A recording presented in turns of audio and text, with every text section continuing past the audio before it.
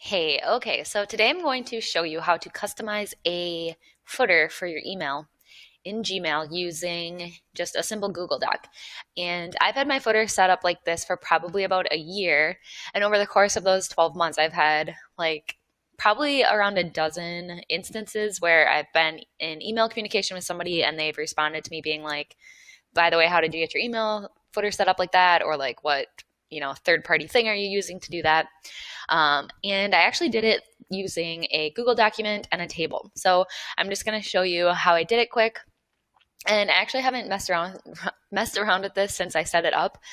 So we'll see if I get this all right on the first try. Um, Rarely do I record something on the first try and get it right, but we'll see how it goes. So here's just an example of what it looks like when it's in your email. That way it always automatically shows up when you go to compose an email, which is great.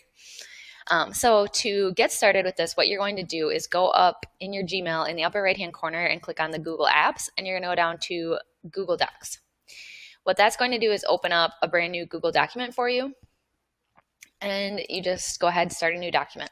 So basically this is like Microsoft Word. So it's a new Word document for you. I already have one over here, so I'm going to close that. Okay, so here you can see the ones that I've set up in the past. I'm going to go ahead and delete this one and recreate it. So this is the one that I have in my email currently. So I'm going to go ahead and create a new one with a different picture. So to get started, what you want to do is insert a table into the document. You do that by going up and selecting Insert, go down to Table, and select two columns. So basically this little thing over here lets you select how many columns and how many rows you want in your table. So we just need two columns and one row, but depending on how fancy you want your footer to be, maybe you need three or four, depending on how you want to display your information. So we're going to go ahead and select two, and then it's going to just go ahead and automatically input a table for you. And the columns are each going to be equal size. So maybe that's what you want. Maybe you want your information kind of displayed in two equal size columns. For mine, I'm going to go ahead and drag it over so it's more of like a 40-60 type spread. And the thing I really love about customizing your footer in this way is that it allows you to add an image over here on the left side if you want, and then all of your information over on the right. Kind of organize things into columns. It lets you add hyperlinks. You can add in your custom brand colors. I know that there are services and third-party apps that allow you to add these different custom footers, but most of them cost money. So why pay money for it if you can do it for free? I know as a business owner, you get kind of overwhelmed with all of the little things that you end up paying for every month, even if they're just little like $5, $10, $20 subscriptions. So this is one you can take off your list. Okay, so to get that photo added in, you're going to click in the left-hand column so that your cursor is there. You're going to go up to Insert, go down to Image. And then if the photo that you want exists in any of these places, you can go ahead and select it there. Otherwise, you can upload it from your computer. So I'm going to go ahead and just select this photo of Walter and I, upload it, and it just inserts it automatically for you. Now I'm going to go ahead and add in the information into the right-hand column. So I clicked in the right column, and you're just going to type out all the information that you want. And I'm actually just going to copy and paste it without the hyperlinks.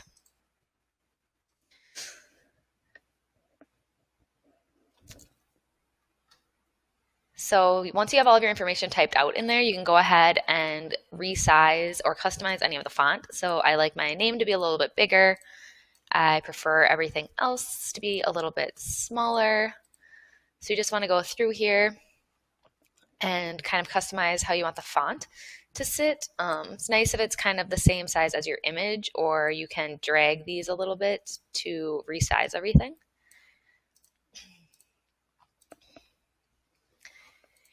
And then you can go ahead and add in hyperlinks. And so what that does is allow these to become like a button. So if somebody clicks on my website, it'll redirect them to my site, or if they click on any of my social media handles, it'll go ahead and redirect them there. So I'm going to show you really quickly how to add one of those. I'll go ahead and use the Instagram one is the first example. So I'm going to go to my Instagram account online, go ahead and copy the URL. Then I'm going to highlight the word Instagram in my footer, go up here to the hyperlink button, and just paste the link into there. And I'll go through and do this for all of these. And also my website. So I'm going to go over to my website, copy the URL, highlight my website on here. So all you want to do is go through and customize all of those. You can also customize the colors. So you just select the font, or sorry, select the hyperlink that you've made. Go up here to where it's showing you that it's a blue font color. And you can go ahead and select from any of these ones, or you can do your custom one. So you can go through and kind of customize all these colors so they don't just show up as like a blue one. Excuse me. So you just want to work your way through, make sure everything that you want interactive as a hyperlink is added. I also add a link into my Calendly so that customers or people that I'm communicating with via email can just click on that, see my schedule, and schedule in a phone meeting with me. Once you have that all set, and I'm just going to delete it out and then copy this one up so it has all the information in it. Once you have that set, the next thing that you want to do is remove this border that exists around it so that that isn't showing up in your email every time. So to do that, you just want to right click within this box, go down to Table Properties, and then make this border white. So now it just disappears. So now you're going to select the whole thing just by putting your cursor down in the lower right and dragging up.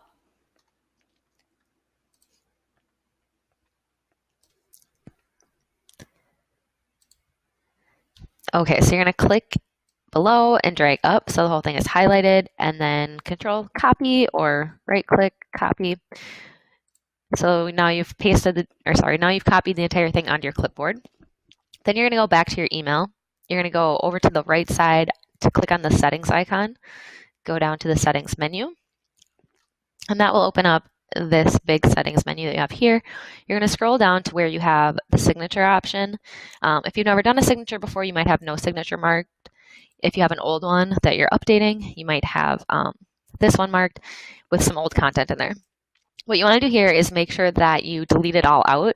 If you've ever had a table in there before, like I do, sometimes when you delete it out and then you click back into it, the table formatting can still be there.